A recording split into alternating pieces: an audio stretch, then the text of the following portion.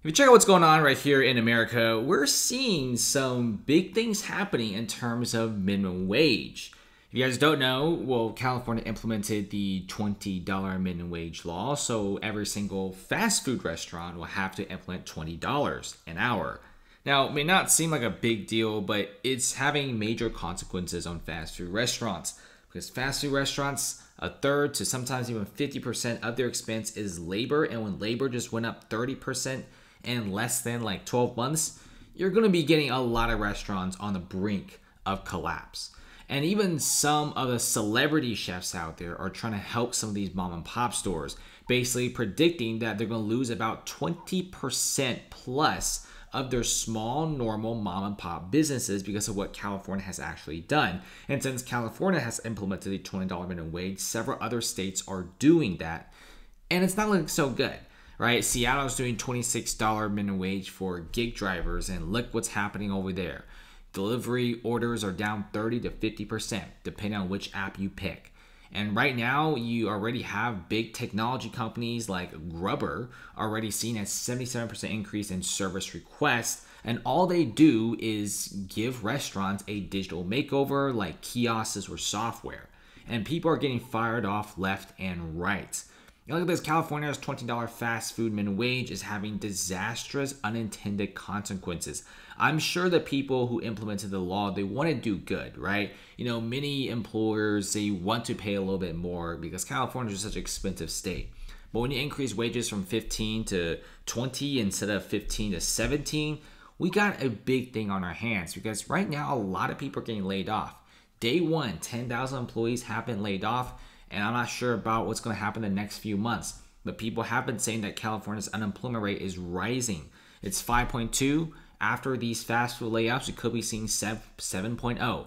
Compared to Florida's 3.2, California is really screwing up at this point. And look at this, guys. McDonald's franchisee can't raise prices fast enough to cover this minimum wage hike. And remember, guys, McDonald's franchises are not cheap. They're actually one of the most expensive franchises to open up. They're more expensive than Papa John's, Domino's, and Subway combined together. You need bare minimum like $500,000, and if you're in California, you're going to be needing $1 to $3 million for a single McDonald's franchise, depending on the location.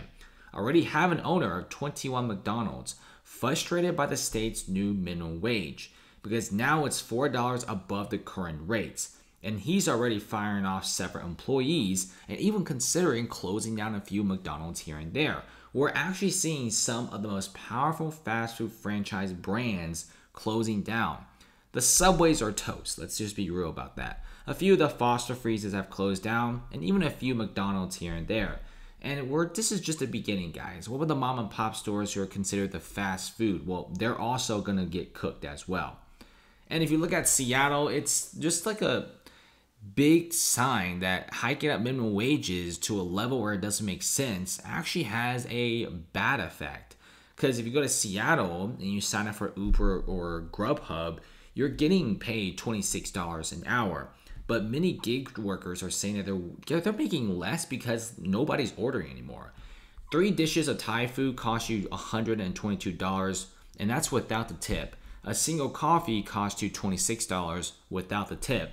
And there's gig drivers in Seattle where they say they don't like the $26 an hour because now it's so expensive that they don't get a single order and they just sit in their car for 6 to 7 hours. They want to make a little bit more money. It's a very expensive place. You know, you could do DoorDash and Uber Eats in Seattle and not do a single thing and you're still not making any money. A lot of these guys used to make like $1,000 a week. Now they make like $400 or $500 a week. It's a huge decrease. We're also seeing the San Diego hotel industry. They're trying to push for a $25 minimum wage.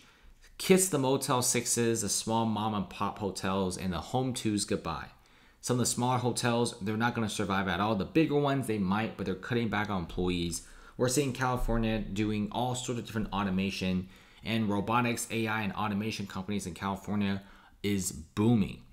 And California, let's get back to the food thing. The $20 minimum wage, it's disastrous. It's getting worse. We're already seeing many tech companies coming out with digitalized products. Can California recover? We don't really know. But like what some celebrity chefs are predicting, 20+% of the small mom and pop businesses are going to close down, not just in California, but nationwide if $20 is implemented everywhere. Thanks for watching. See you later.